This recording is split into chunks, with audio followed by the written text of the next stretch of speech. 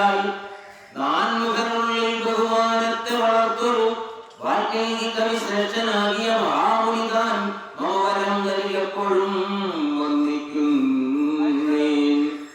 രാമനാമത്തെ സദാകാലവും ജപിച്ചിടും രാമനാശനൻ ഉമാവല്ലഭൻ മഹേശ്വരൻ ശ്രീ മഹാദേവൻ പരമേശ്വരൻ സർവേശ്വരൻ മാമകെ മനസ്സിവാണിടുവാൻ വന്ദിക്കുന്നേൻ.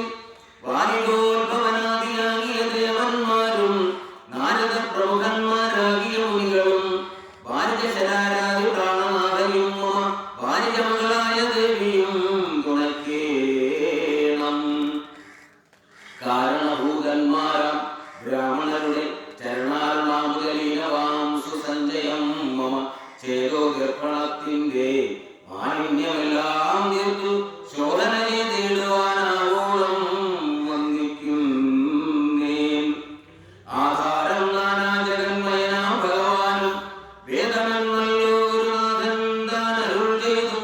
വേദത്തിനാധാരഭൂതന്മാരെ കാണായൊരു ഭൂദേവ പ്രവരന്മാർ അദ്വരശവാദികൾ ദാരുശങ്കര വിഷ്ണു പ്രമുഖന്മാർക്കും മതം വേദജ്ഞത്തമന്മാർ മഹാത്മ്യങ്ങൾ അക്കുലെല്ലാം പാദസേവകനായ ഭക്തനാം ദാസൻ ബ്രഹ്മപാദജൻ അജ്ഞാനിയാദ്യനായുള്ളോരു ഞാൻ വേദസംഹിതമായി മുമ്പുള്ള ശ്രീരാമായണം ബോധഹീനന്മാർക്കറിയാമണ്ണം ചൊല്ലിയിടുന്നേ.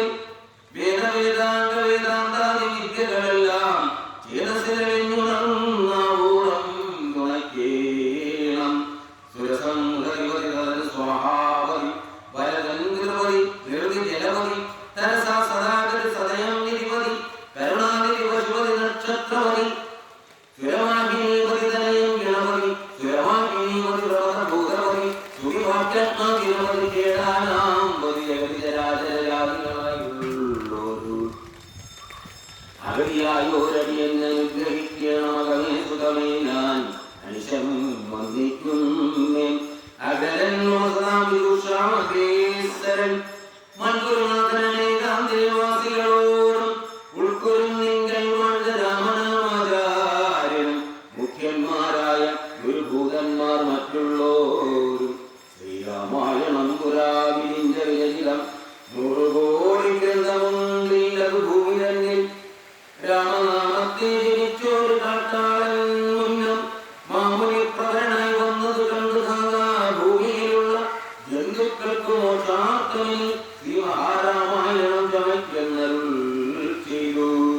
വീണാവാണി ഉപദേശിച്ചു രാമായണം വാണിയും വാൽമീകിതന്നാവിന്റെ വാണിയിടിനാൾ. വാണിയിടുക വണ്ണമെന്നാവിന്റെ ലേവം ചെൽവാൻ നാണമാകുന്നു താനും അതിനെന്താവതിപ്പോൾ. വേദശാസ്ത്രങ്ങൾക്കധികാരിയല്ലെന്നതോർത്ത് ചേതസ്യ സർവം ക്ഷമിച്ചിടുവിൻ കൃപയാലെ. അധ്യാത്മപ്രദീപകമത്യന്തം രഹസ്യമധ്യാത്മരാമായണം ബുദ്ധിശാസന പ്രോക്തം അധ്യയനം ചെയ്തിടും മധ്യജിന്നികൾക്കെല്ലാം മുഖ്യസിദ്ധിക്കോ സന്നിഗ്ധമി ജന്മം കൊണ്ട് ഭക്തികൾ കൊണ്ട് കേട്ടുകൊള്ളുവിൻ ചൊല്ലിയിടുവിനക്കയും ചുരുക്കിയാൽ രാമമാഹാത്മ്യമെല്ലാം ബുദ്ധിമത്തുക്കളായോരിക്കഥ കേൾക്കുന്നെങ്കിൽ യഥരാകിലുമുടൻ മുക്തരായി വന്നുകൂടും.